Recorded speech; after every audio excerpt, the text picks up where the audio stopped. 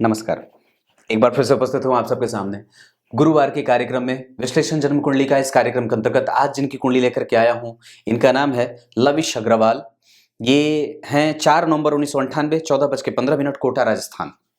अब इस आधार पर इनकी कुंडली सबसे पहले बता दूं मैं तो इनकी कुंडली में कुंभ लग्न का बनना, मतलब ये एकमात्र ऐसा लग्न जो दार्शनिकता के प्रभावों से अपने आप को प्रभावित करके रखता है। दूसरे नंबर पे आप अगर इनकी कुंडली में, सबसे पहले मैं इनकी कुंडली का पंचांग अगर पढ़ूं, कार्तिक माह में जन्मे होने के कारण व्यक्ति है जो सौम्य बुद्धि का है और मानसिकता बड़ी प्रखर है, सामान्यतः झगड़ालू नहीं है, संवेदनशील जरूर है, तुरंत ही चीजों से बदल जाता है, निरंतर परिवर्तनशील है, एक चीज पे टिक करके नहीं रहता है, कई बार ये चीजें होती हैं। उसके बाद आप अगर गौर करते हैं तो दक्षिणायन में इनका जन्म हुआ है। दक्षिणायन में जन्मे होने के कारण व्यक्ति का प्रभाव कभी कभी कमजोर पड़ता है या फिर उसे कई बार मशक्कत करनी पड़ती है अपने आप को और अपनी स्थिति को मेंटेन करने के लिए या शुद्ध करने के लिए। क्लियर हो रही हैं चीजें? हेमंत ऋतु में जन्मे होने के कारण कई बार व्यक्ति आलस्य से युक्त होता है, प्रेमी किस्म का होता है, स्मूथ काम करना चाहता है, बहुत ज्यादा कट्टर नहीं है। बुधवार के जन्मे होने के कारण वाणी का प्रभाव बहुत मजबूत है और प्रभावशीलता की कमजोरी कभी भी नहीं है। व्यक्ति वाणी से मजबूत है, उसकी प्रखर तर्क वितर्क करने वाला होता है और ये बहुत अच्छी बात होती है। हमारे धर्म ग्रंथ भी यही बात कहते हैं, व्यक्तित्व को तर्क और तर्क से युक्त होना चाहिए, पर कुतर्की नहीं होना चाहिए। कृष्ण पक्ष के प्रतिपदा के चंद्रमा जो होते हैं वो शुभग्रह होते हैं। ऐसी अवस्था में व्यक्ति की मानसिक स्थिति बहुत प्रबुद्ध, मजबूत और प्रगाढ़ होती है। किसी भी चीज को चिंतन करने की आवश्यकता होती है तो वहां पे वो चिंतन भी करता है और उसमें से कुछ निकाल भी लेता है। ये बात बड़ी अच्छी है। भरणी नक्षत्र में जन्मे होने के कारण व्यक्ति जो है वो जिसके साथ जुड़ेगा उसको भर देता है। ये सीधी सी बात है, जिसके साथ भी जुड़ेगा उसको भर देता है। और सबसे जो अच्छी बात है कि ये जिसके जीवन में भी जैसे ही इसका प्रवेश होता है वो तुरंत ही उसकी प्रगति भी जुड़ जाती है, मतलब उसका भी प्रगति पथ अग्रसारित हो जाता है, चाहे माता के बारे में हो, चाहे पिता के बारे में हो, किसी के भी बारे में हो। व्यतिपात योग ये ठीक नहीं होता है, इस वजह से व्यक्ति का स्वास्थ्य कमजोर होता है आरंभ में और प्रत्येक दिन ये मजबूती को प्राप्त करता है। मतलब एक ही साथ ये मजबूत नहीं है, चाहे जीवन में आप किसी भी चीज को देखें, करियर के रूप में देखें या फिर परिणाम के रूप में देखें, पढ़ाई को लेकर के देखें, कभी भी प्रत्येक दिन वो प्रगति पथ पे जाहिर है। लेकिन स्वास्थ्य कमजोर हो सकता है, व्यक्ति के जीवन में कई बार दुर्घटना के योग बनते हैं, बीमार भी रहता है और कई बार उसको मानसिक चिंता भी ज्यादा करनी पड़ती है परिस्थितियों और वस्तुओं को लेकर के। बालवकरण ये ठीक है, ये कमजोर नहीं है। क्षत्रिय वर्ण और मनुष्य गण के होने के कारण राजसिक गुणों का प्रभाव ज्यादा देख रहे हैं, इस वजह से व्यक्ति भौतिकवादी है। अगर आप राजसिक गुण के हैं तो कब, जब आप क्षत्रिय और मनुष्य गण के होते हैं तो आप राजसिक गुणों का आपके ऊपर प्रभाव ज्यादा होता है। राजसिक गुणों के प्रभाव के होने के कारण व्यक्ति जो होता है वो ईर्ष्या भी रखता है, द्वेष भी रखता है, भौतिकवादी भी होता है, पारंपरिक रूप से वो धर्मांध नहीं होता, धर्म को तर्क के मशाले पे कस करके तब जाकर के उसमें छौंक लगाता है। ये बात होती है। अब आइए, आपकी कुंडली में मैं इतनी सारी तो चीजें बता दी, ये पंचांग की बात थी। आप अपनी कुंडली को कुंभ लग्न की जब कुंडली बनेगी, मतलब ये एक प्रकार से स्वतंत्र विचारधारा का व्यक्ति जो शनि से प्रभावित है और दार्शनिक होता है, जो बदला लेने की फिराक में बिल्कुल भी नहीं होता है। कुंभ लग्न के लोग बदला नहीं लेना चाहते और वस्तुतः वो ऐसे होते हैं जो तभी किसी भी चीज पे बोलने के पक्ष में जाते हैं जब उनको स्थिति और वस्तु स्थिति का सही तरीके से ज्ञान होना होता है। अगर वो अधूरी जानकारी लिए हैं तो उसके बारे में ना ही बोलना वो ज्यादा बेहतर समझते हैं, और ये अगर नहीं है तो अपने अंदर ये बात विकसित करनी होगी। क्लियर है? तो लाभ भाव की राशि मूलतया यहां बन गई। काल पुरुष की कुंडली में 11 नंबर यहां लिखा होता है, आपकी कुंडली के लग्न में लिखा है।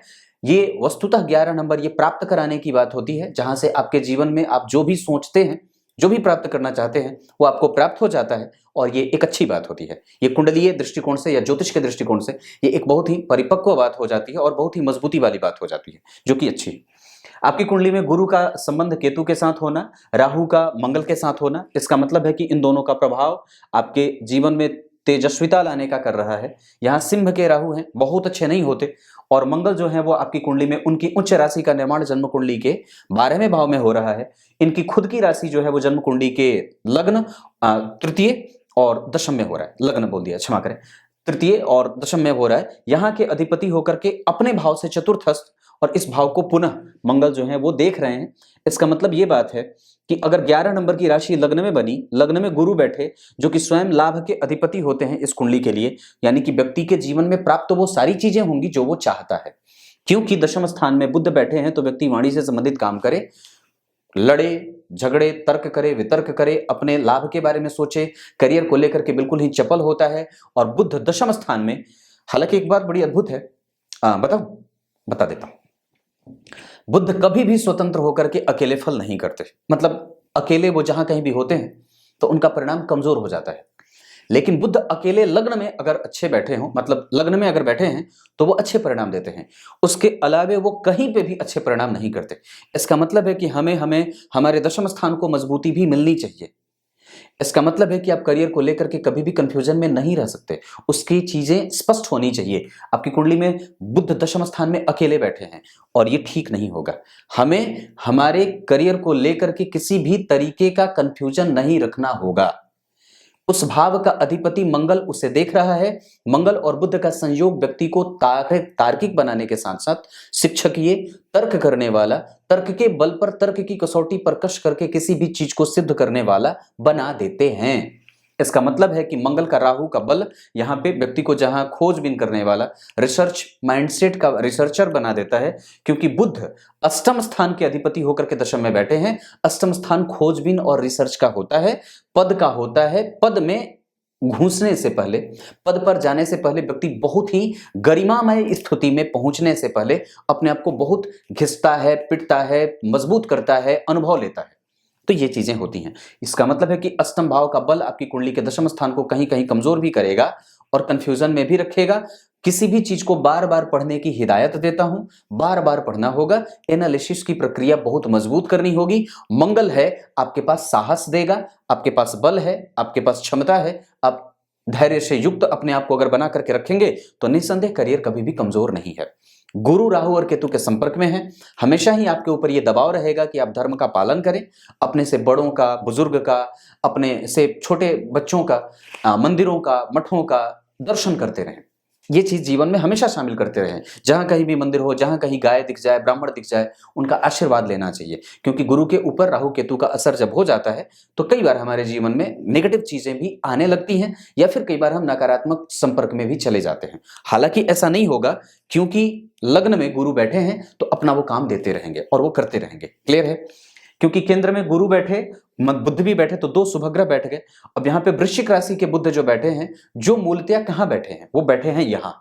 इसका मतलब है कि व्यक्ति के पास तर्क की क्षमता बहुत ज्यादा है, विश्वसनीय है, समाज में नाम करने वाला है और बहुत ही धन के मामले में प्रासंगिकता उसके पास इतनी मजबूत है कि वो कभी भी कमजोर नहीं होगा। आपकी कुंडली में जरा गौर से समझिए तो एक ग्रह यहां बैठा, एक दो ग्रह यहां बैठे, एक ग्रह यहां बैठा, एक ग्रह यहां, मतलब जितने भी नवग्रह हैं आपकी कुंडली में, जिसमें से राहु और केतु को अगर हम हटा देते हैं तो बाकी के जितने भी प्लैनेट बैठे हैं वो सिर्फ 5 ही घरों में बैठे हैं। इसका मतलब है कि व्यक्ति के जीवन में यश, मान, पद, प्रतिष्ठा, कुल और मर्यादा का और संरक्षक होता है। और साथ ही साथ व्यक्ति अपने आसपास में और अपने शहर में बड़ा ही परिचित अंदाज में सबसे पेश आता है और बहुत ही बेहतरीन ये स्थिति बन जाती है। अगर 6 में बैठ जाते तो थोड़ी तकलीफ हो जाती, पर जितने भी ग्रह बैठे हैं वो 5 ही घरों में बैठे हैं, ये एक अच्छी बात है। जन्म कुंडली में लग्न बली है, बलवान अवस्था में है। शतभिखा नक्षत्र के दूसरे चरण में जो बनते हैं वो शतभिखा नक्षत्र में व्यक्ति का लग्न बना है, और चंद्रमा जो बैठे हैं वो भरणी के बैठे हैं। उसका प्रभाव मैंने बता रखा है, ये बहुत अच्छा है। शतभिखा नक्षत्र के दूसरे चरण के अधिपति शनि ही स्वयं होते हैं, आपके लग्नेश भी वही हैं। इसका मतलब है कि व्यक्ति के ऊपर जहां दार्शनिक तत्वों का प्रभाव रहेगा, वहीं पे शतभिखा नक्षत्र के दूसरे चरण के अधिपति शनि बनते हैं, लग्नेश भी स्वयं शनि बनते हैं। इस वजह से शनि की दशा व्यक्ति के जीवन में अच्छी जाएगी। परंतु अब ध्यान से समझिए मैं जो बोल रहा हूं, लेकिन बात यह है कि राहु में शनि और शनि में राहु जब भी आएंगे तो कष्ट हो सकता है। ये इस कुंडली की बात है, बाकी की कुंडलियों की बात मैं नहीं कर रहा, मैं इस कुंडली की बात कर रहा हूं। क्लियर है? तो ये स्थिति बनती है। इस कुंडली में लग्न के ऊपर राहु और मंगल का प्रभाव व्यक्ति को उग्र, व्यग्र, चिंता और बहुत ज्यादा घमासान, युद्ध करने वाला बना देता है। वो मत करिए। वैचारिक मतभेद यहां से हमेशा बनते रहेंगे, इस चीज को कभी भी हावी मत होने दीजिएगा। दूसरी बात बता दूं, आपकी कुंडली में चंद्रमा जो है वो मैंने बताया, उसकी स्थिति बता रखी है। अब एक बात और बताता हूं, इन्होंने सवाल पूछा है, अब इनका सवाल पढ़ देता हूं। इन्होंने सवाल पूछा है कि करियर में क्या रहेगा अच्छा, जॉब या बिजनेस। मेरे हिसाब से इस कुंडली में जहां गुरु केंद्र में बैठे हैं और बुध बढ़िया बैठे हैं, मंगल भी अच्छे बैठे हैं, अपने भाव को देख रहे हैं, व्यक्ति को नौकरी के पीछे ज्यादा जाना चाहिए जो खुद की हो, किसी के अंडर में ना हो, जिसमें व्यक्ति खुद के लिए काम करे, वो अच्छा रहेगा। मतलब वो नौकरी हो जो खुद के द्वारा करी गई। दूसरी बात है, आप जब दशमांश कुंडली में देख रहे हैं तो लग्न में ही शनि बैठे हैं, व्यक्ति को शासन पे या शासन को संदेश देने वाला, उसको निर्णय देने वाला बना देता है। इन्होंने आगे सवाल पूछा है कि जज या वकील बनने के किसके आसार ज्यादा हैं। मैंने इस कुंडली में वकील बनने का ज्यादा चांस देख रहा हूं, क्योंकि गुरु जो है वो केंद्र में 24 डिग्री 28 कला के पूर्वा भाद्रपद के बैठे हैं और वो वक्री होने के कारण थोड़े कमजोर हो रहे हैं। मंगल और गुरु का प्रभाव व्यक्ति को वक्ता बना देगा, व्यक्ति लॉयर बन सकता है। साथ ही साथ बुध की स्थिति यहाँ पे मंगल से प्रभावित है। सूर्य नीच के हैं, जिनका नीच भंग बहुत अच्छे तरीके से हो रहा है। 19 डिग्री के शुक्र हैं, 17 डिग्री के सूर्य हैं, बहुत ही क्लोज हैं दोनों। इस वजह से सूर्य वहां पे बहुत ही प्रबुद्ध हो जाएंगे, वो कमजोर नहीं रहेंगे।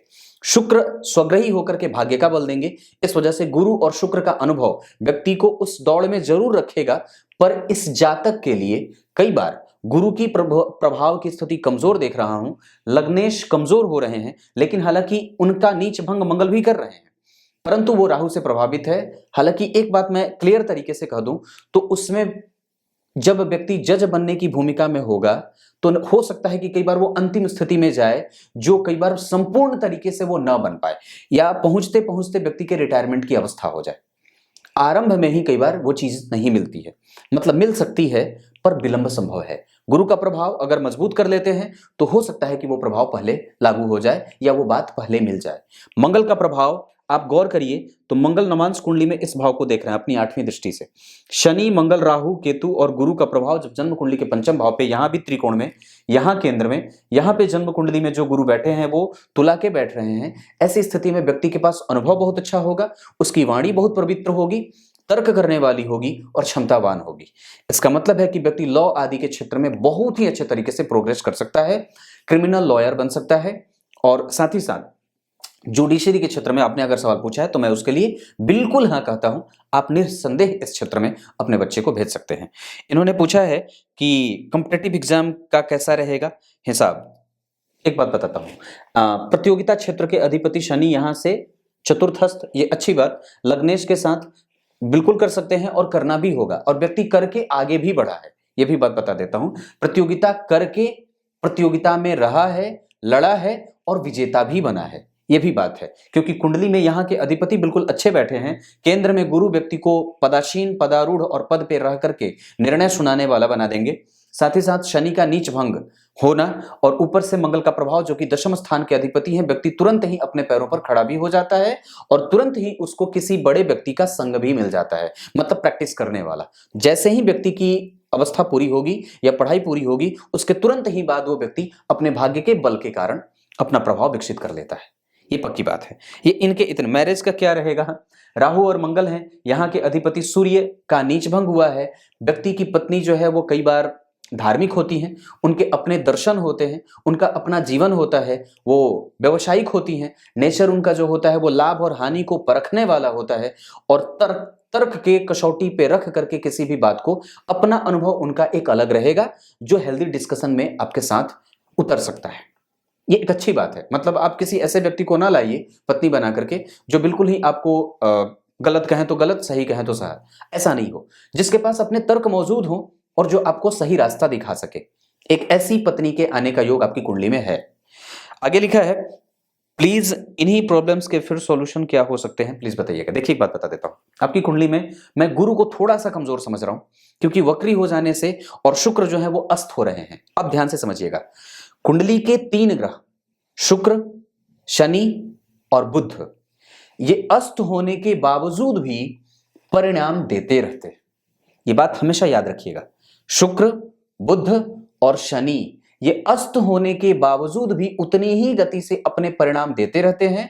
बाकी की दशाओं में जब वो अपनी दशा में आते हैं तो हो सकता है कि थोड़े उनके प्रभावों में कमतरी देखी जाए। क्लियर है? ये बात यहां तक लागू होती है। आपकी कुंडली में पंचम भाव का अधिपति बहुत बढ़िया है। इस कुंडली के लिए मकर राशि, मीन राशि और वृषभ राशि अच्छी होती है। मतलब इन राशि के शहर में जाकर के इन राशि के लोगों से मित्रता, इन राशि के लोगों से आप अपना संबंध आगे बढ़ा सकते हैं। बाकी की राशियां आपके लिए मिथुन और कन्या ये ठीक नहीं होंगी। आपको इन लोगों से बच के रहना होगा। अगर हो सके तो इस कुंडली के लिए मारक सूर्य होते हैं, चंद्रमा होते हैं, साथ ही साथ मंगल भी अच्छे नहीं होते, गुरु अच्छे नहीं होते, क्योंकि वो बनते हैं लाभ और धन के अधिपति, पापी हो जाते हैं यहाँ पे। और वो धन भाव के अधिपति होकर के लग्न में बैठे हैं तो धन देते रहेंगे। धन की समस्या इस कुंडली में नहीं है, क्योंकि सूर्य भाग्य भाव में बैठे हैं। वो कितने भी खराब होंगे, अगर उनके नक्षत्र की बात करता हूं तो स्वाति में बैठे हैं, जो कि बहुत ही परम पवित्र एक नक्षत्र माना जाता है। व्यक्ति को सुदृढ़, मजबूत, धार्मिक और पुरोधा बनाता है। ये बड़ी अच्छी बात है। दशमांश कुंडली में लग्न में शनि का बैठना ये व्यक्ति को न्यायिक और न्याय के पद पे आसीन करने वाला और व्यक्ति को बहुत ही बेहतर तरीके से समाज का रक्षक बना देता है। जो गलत होने पे गलत और सही होने पे सही का साथ देने वाला, सही का हमेशा ही समर्थन करने वाला, न्यायवादी बना देता है। गुरु लग्न में बैठ करके पांचवी दृष्टि से यहां देख रहे हैं, इस वजह से संतति का कभी कभी कष्ट होता है, क्योंकि राहु मंगल का प्रभाव लग्न पे है। पंचम भाव के अधिपति जो है वो मंगल से देखे जा रहे हैं, राहु से केंद्र में है। इस वजह से संतति कई बार देर से होती है या दूर जाती है, या कई बार संतति से मतभेद बनते हैं। इस वजह से अपनी संतति को, जिनकी ये कुंडली है, उसके साथ अपने संबंध बहुत ही मजबूत और उसे हमेशा ही पग पग पर मजबूत करते रहना होगा। आपकी कुंडली में यहाँ पे शुक्र और सूर्य का एक साथ बैठना, नवांश कुंडली में मंगल का सप्तम भाव को, चतुर्थ भाव को देखना दशम भाव में, ये बड़ी अच्छी बात है। चंद्रमा और बुध बहुत ही अच्छे संबंधों में जाने वाला। पत्नी थोड़ी सी टालम टोल करने वाली होंगी, चंचल मानसिकता की होती हैं, लेकिन तार्किक होंगी और बुद्धिमान भी होंगी, और उनके आने के बाद भाग्य का बल भी बढ़ेगा। यहाँ पे अगर आप मंगल को देखें तो वो बनते हैं लाभ के अधिपति, यश, कीर्ति और चल अचल संपत्ति पत्नी के सहयोग से, पत्नी के नाम पे भी अर्जित किया जा सकता है। यहाँ पे शुक्र की उच्चस्थ स्थिति सूर्य के साथ, कभी भी दाम्पत्य टूटे नहीं ऐसी स्थिति बनती है, क्योंकि व्यक्ति कभी भी टूटने की बात नहीं करेगा। जिसके साथ भी जुड़ जाएगा उसको पकड़ करके लेकर के चलने वाला होता है। मंगल और राहु आग लगाने का काम कभी कभी करेंगे, हालांकि वहां पे उन दोनों के बीच में जो राहु और मंगल हैं उनमें दूरी है, इस वजह से वो प्रभाव थोड़ा कमजोर है। इसका मतलब है कि वहां पे आपको किसी भी तरीके की चिंता करने की बात नहीं होनी चाहिए। लाभ भाव के अधिपति ने जन्म कुंडली के दशम स्थान के अधिपति मंगल को देखा है, इस वजह से ये एक प्रकार से भाग्यशाली या फिर एक तरीके से अखंड साम्राज्यशाली, साम्राज्यवाद या फिर साम्राज्य अपना विस्तार करने वाला और कई लोगों के बीच अपनी ही बहुत ही दबंगई से पेश करने वाली स्थिति में व्यक्ति को ले जाकर के रख देता है। जहां व्यक्ति जिस भी सिंहासन पे बैठेगा वहां आसपास कोई भी खड़ा ना हो, ऐसी स्थिति में बना देता है। लाभ भाव के अधिपति का सप्तम भाव को देखना व्यक्ति को दाम्पत्य से जुड़ने के बाद भी लाभ की स्थिति बनाता है, और कई बार व्यक्ति के जीवन में शिक्षा के प्रभाव को बहुत मजबूत, अनुभवों को रखने वाला, धार्मिक द्वंद में न रहने वाला। वो एक तरफ होता है, या तो धर्म हाँ या तो धर्म ना, लेकिन वो ना कभी भी नहीं करेगा, क्योंकि लग्न में गुरु बैठे हैं और लग्न में बैठ करके वो जन्म कुंडली के नवें भाव में, जहां शुक्र और सूर्य पहले से ही विराजमान होकर के व्यक्ति को भाग्यशाली, धर्म का धुरंधर और धर्म रक्षक और सुदृढ़ और मजबूत और श्रेष्ठतम स्थिति से अपने भाई और बहनों की सुरक्षा को लेकर के जिम्मेदार बना देते हैं। क्योंकि यहाँ पे शनि और चंद्रमा का संग है। यहाँ शनि नीच के हैं, जिनका नीच भंग मंगल ने करा है। गुरु से वो चंद्रमा तृतीय एकादश में है। व्यक्ति अपनी बात कई बार रखता है बहुत मजबूती से, और साथ ही साथ अपनी बात को लेकर के बहुत ही मजबूत भी होता है। ये चीजें बनती हैं। आपकी कुंडली अच्छी है। कुंडली में कमजोरी, मैं इस कुंडली में कहूंगा चतुर्थ भाव के अधिपति व्यक्ति को श्रवण पुत्र बना देते हैं, श्रवण कुमार की भांति। इसका मतलब है कि व्यक्ति की माता जो है वो सूर्य के साथ बैठी है, मतलब शुक्र, और चंद्रमा जो है वो शनि के साथ बैठा है। इस वजह से यहाँ पे पापक ग्रहों का प्रभाव है।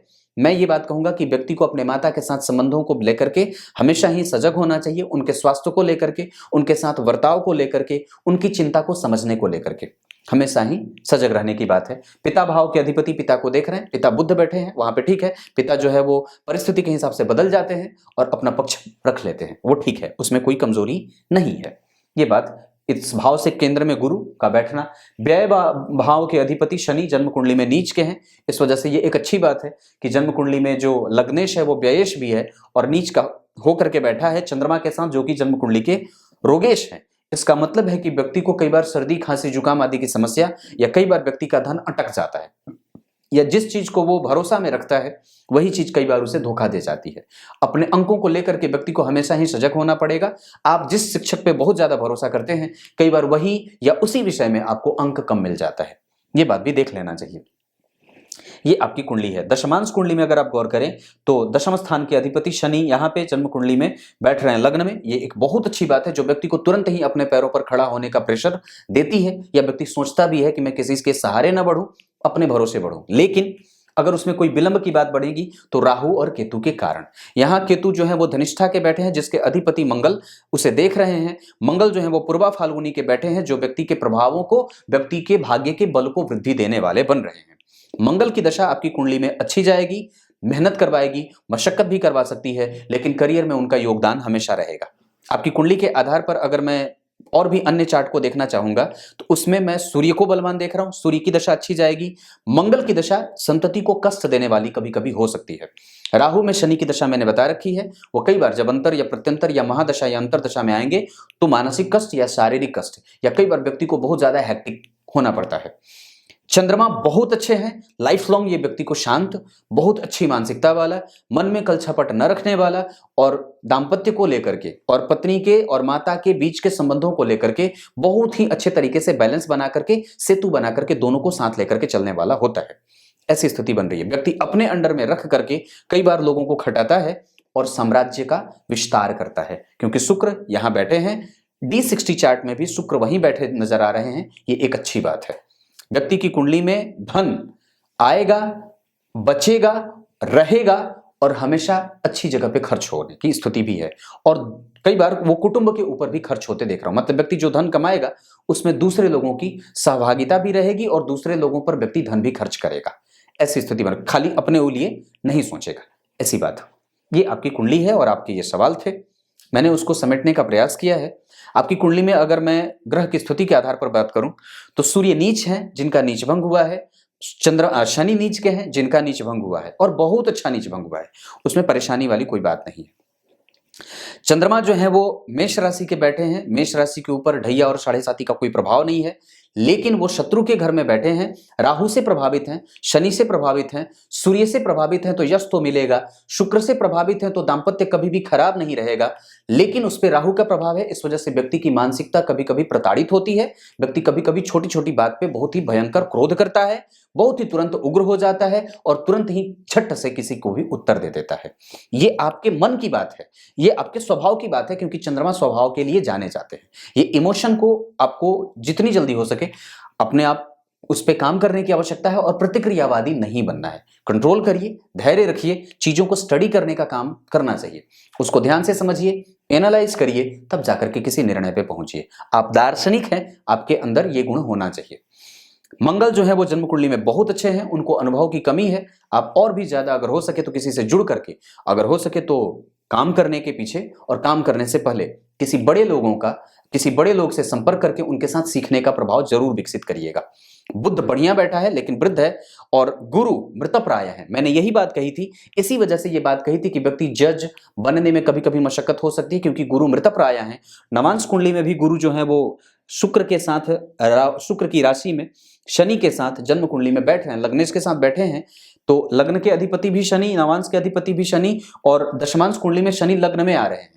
शनि की भूमिका इस कुंडली में अच्छी है, इस वजह से यहाँ पे शनि का हमें ठीक होना बहुत ही जरूरी होगा। अगर वो नीच के बैठे हैं तो उनका नीच भंग हुआ, लेकिन फिर भी हमें बजरंग बली की पूजा अवश्य करनी होगी, बजरंग बली का दर्शन अवश्य, और हमेशा ही किसी मंदिर का दर्शन अवश्य करना होगा। ये बात बिल्कुल भी छोड़ने की आवश्यकता नहीं है, ये पक्के तौर पे कह देता हूं। अगर आप कुंभ लग्न के हैं तो आपकी कुंडली के आधार पर इसमें 2 रत्न मैं कह सकता हूं। एक, आपकी कुंडली को देख करके जो मैं देख रहा हूं, इसके आधार पर शुक्र का रत्न ओपल भी बढ़िया बनेगा, और गुरु का रत्न भी मैं कह सकता हूं। क्योंकि अगर मैं दशा में देख रहा हूं गुरु का रत्न, इसलिए क्योंकि इनको बल देने की आवश्यकता है। अगर मैं देख रहा हूं तो अभी मंगल की दशा है, अगर आप अभी चाहते हैं तो गुरु का रत्न भी पहन सकते हैं। अगर दशा कभी भी अच्छी ना जाए तो जीवन में कभी भी देवगुरु बृहस्पति का रत्न आपको कभी नुकसान नहीं करेगा।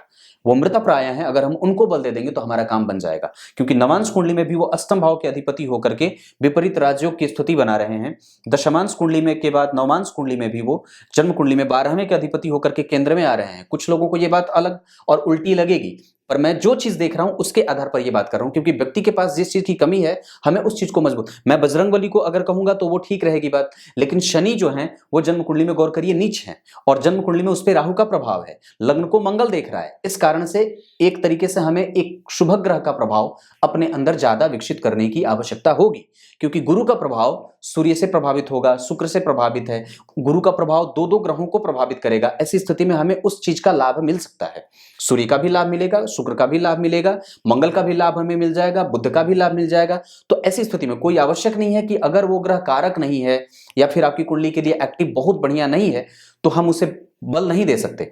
अगर व्यक्ति जिस क्षेत्र में आगे बढ़ना चाहता है तो हम एक ऐसे ग्रह के रत्न का भी चुनाव कर सकते हैं। हाँ, बस वस्तुतः इस बात का ख्याल रखना होगा कि आपको पेट की कोई गड़बड़ी ना हो। अगर पेट की कोई गड़बड़ी होती है या व्यक्ति बहुत ज्यादा लालची है तो फिर गुरु का रत्न नहीं पहनना चाहिए, ये बात बनती है। बस इतनी सी बात है। आपकी कुंडली के हिसाब से बजरंगबली के मंदिर का दर्शन, बजरंगबली के हनुमान चालीसा का पाठ और नित्य प्रतिदिन हमेशा ही आप गणेश जी के मंत्रों का जप कर सकते हैं, जिससे आपके करियर को बल मिलेगा और आपका प्रभाव मजबूत होगा।